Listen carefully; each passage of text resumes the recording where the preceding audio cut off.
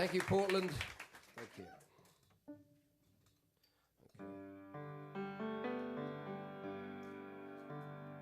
Start with something current. This is called Snow in Vegas.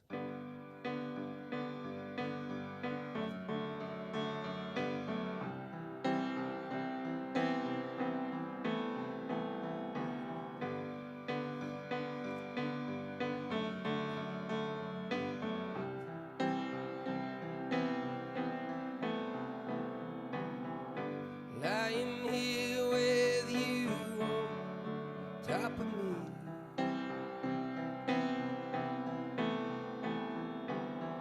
there's nowhere on this earth that I'd rather be. Just when I was thinking we'd come about as far as this old road could take us, time to pull on over, baby, yeah, just stop the car, and it falls like snow in Vegas, and we'll hang that sign up on the door, so the hotel maid don't wake up. Now pigs can fly, I'll command these breakers.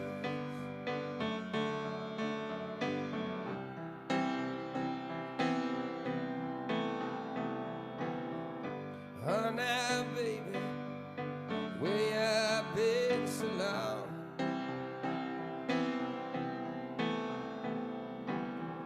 I've missed you like a river that's deep and strong.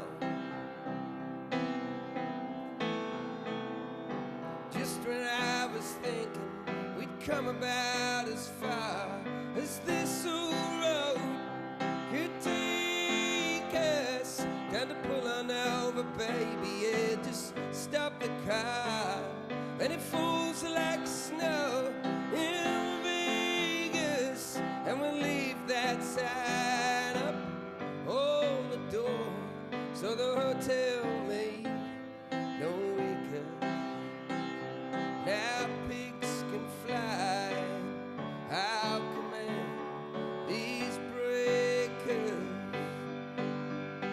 Anything you want, yeah, anything at all, any little thing you needed, all you do is call. Got my money where my mouth is, the sugar's in the cake. If I had $1 million, I'd blow it out champagne. Yes, I would. $1 million champagne, yeah. Wouldn't touch the sides. No one's gonna put a foot wrong. It's one of those nights. And just when I was thinking we'd come about as far as this old road could take us, time to pull on over, baby, yeah, just stop the car, then it falls like snow in Vegas. We're vain, yeah, and we're greedy, we're selfish and we're needy, ah, it's just the way God made us. Now pigs can fly, I'll command these breakers.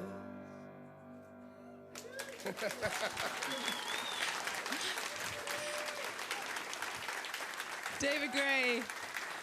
Thank you, David. I love it when you can laugh at yourself like stuff like, because I know what a perfectionist you are, so it makes me even happier to see, you know? Yeah, for some reason I got the word echolocation stuck in my mind. You'd never believe it, but I was thinking, yes, that's a bit like writing songs, and this is what I was thinking, that's why I went wrong.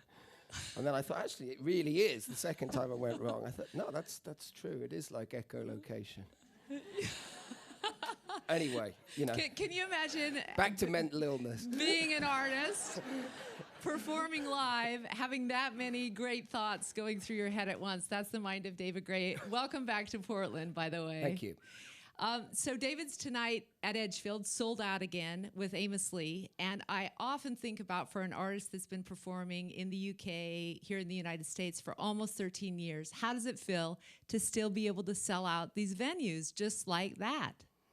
Yeah, well, it's a great feeling. I mean, and not one that I would take for granted. I think there's a moment when your success is sort of seems all-encompassing and unstoppable, and everything seems to sell out, bigger and bigger shows, and the inevitable happens. You start just anticipating that that's going to be the case, but of course reality kicks in, usually quite swiftly. So I'm delighted, and I find that the Portland crowd is a very musical crowd. I always have a great gig here. I think people are plugged in a kind of maybe, you know, I used to think of San Francisco in that way, but it still can be an incredible place to play music. But I get that vibe up here.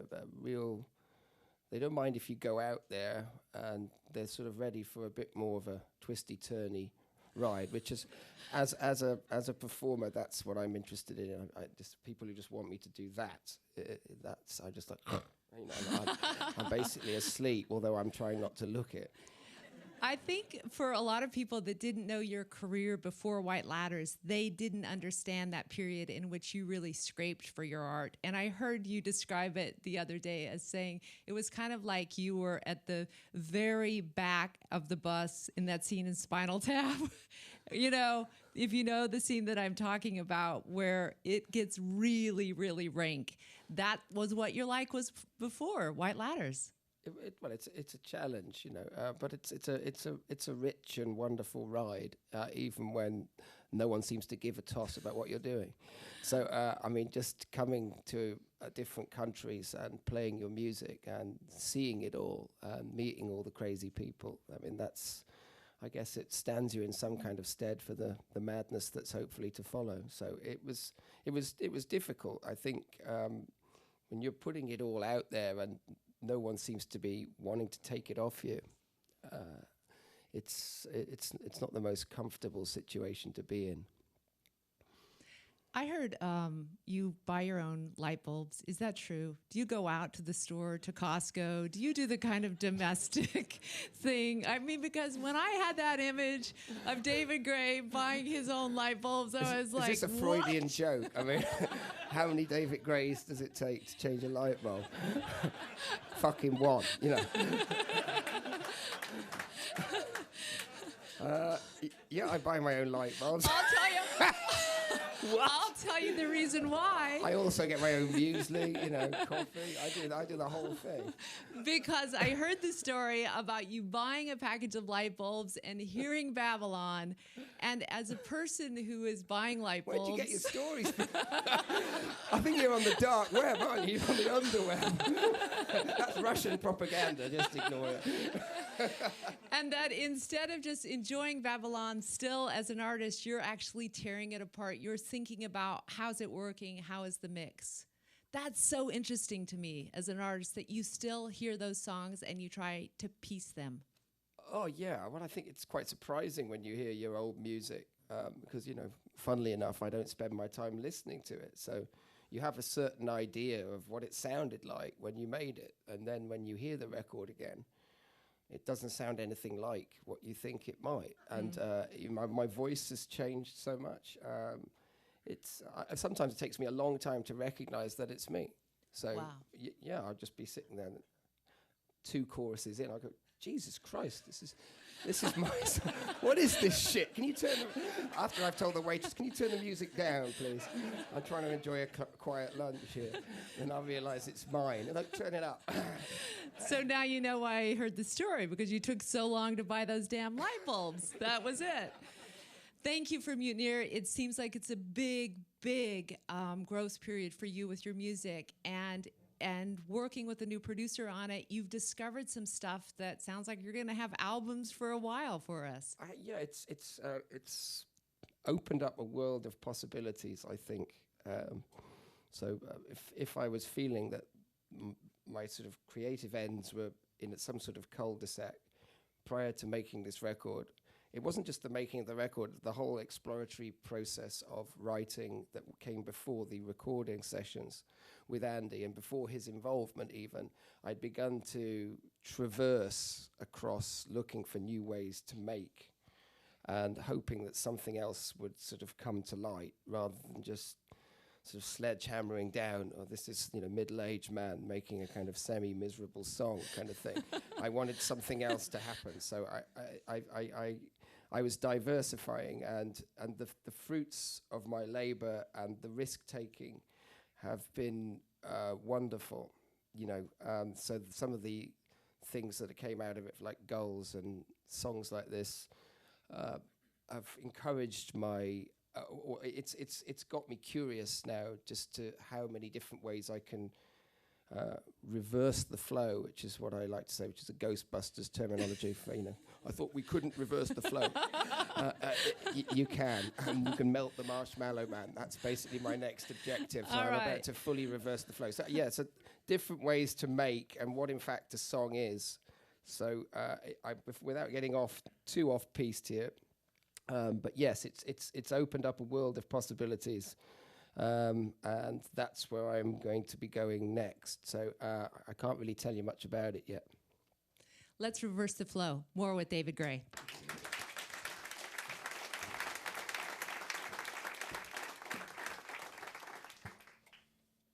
Okay, flow reversal. Yeah, I just want to sing this little song. It came out as an extra track. I should have put it on the Foundling record, but I didn't. I don't know why. It came out as an extra track. It's a song I wrote for a friend of mine. This is called Fixative.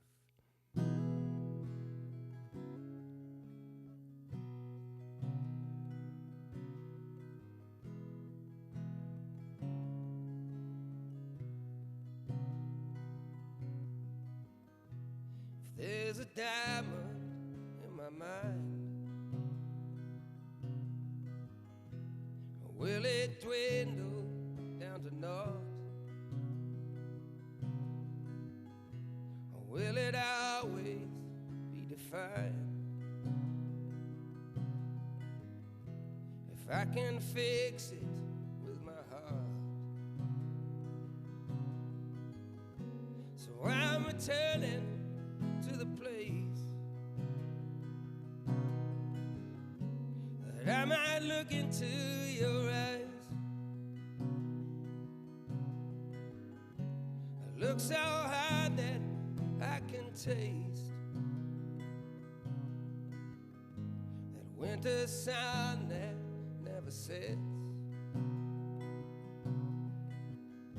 The swallow caught up in the nets. That perfect chorus when it hits. Don't slam the door, boy, when you leave. Was heading northwards when I saw that empty house out in the mist. And there are traces left for sure on every mouth you ever kissed. So I'm returning to the word to find my place between the lines, that I might dutifully record the blue within your seagull stare. That funny way you had to care for every little thing beyond repair. Don't slam the door, boy, when you leave.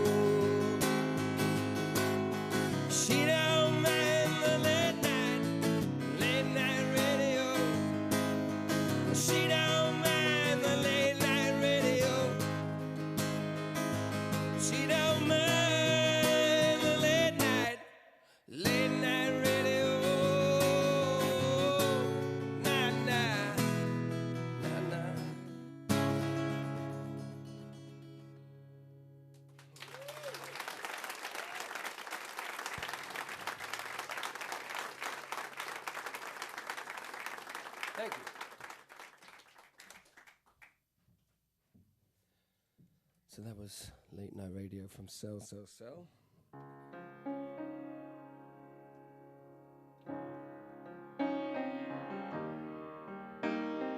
is this year's love.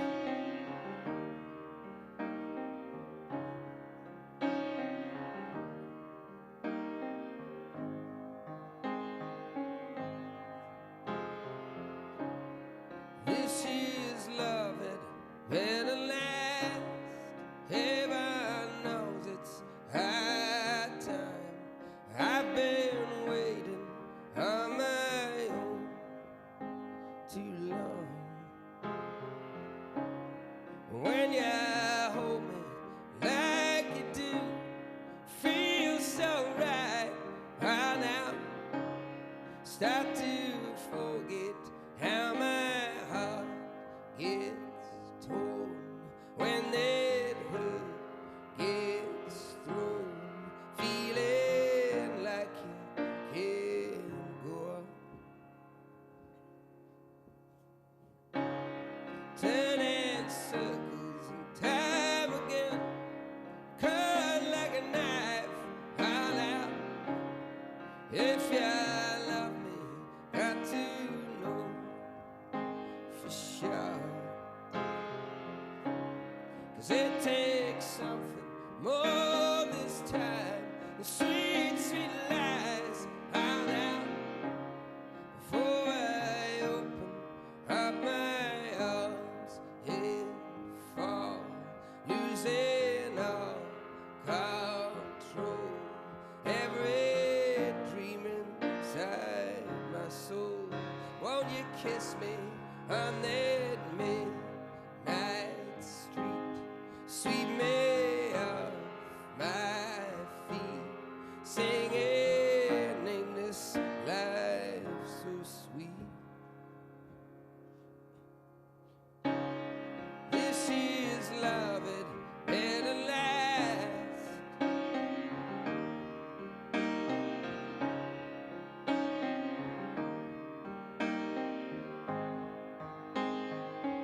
This is love, it better last now, honey, I know, honey, I know.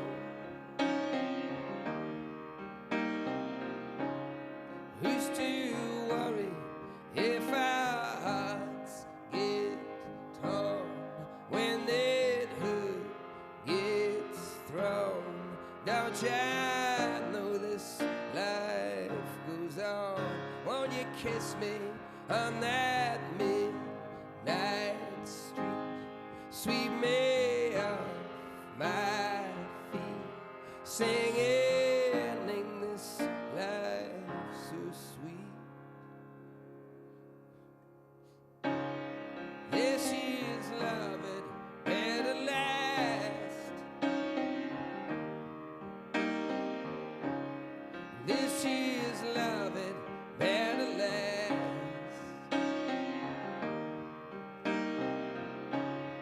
This year's love, it better last.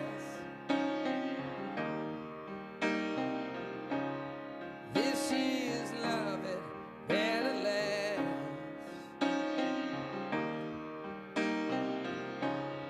This year's love, it better last.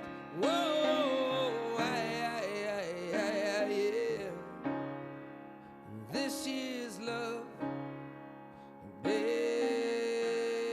better last.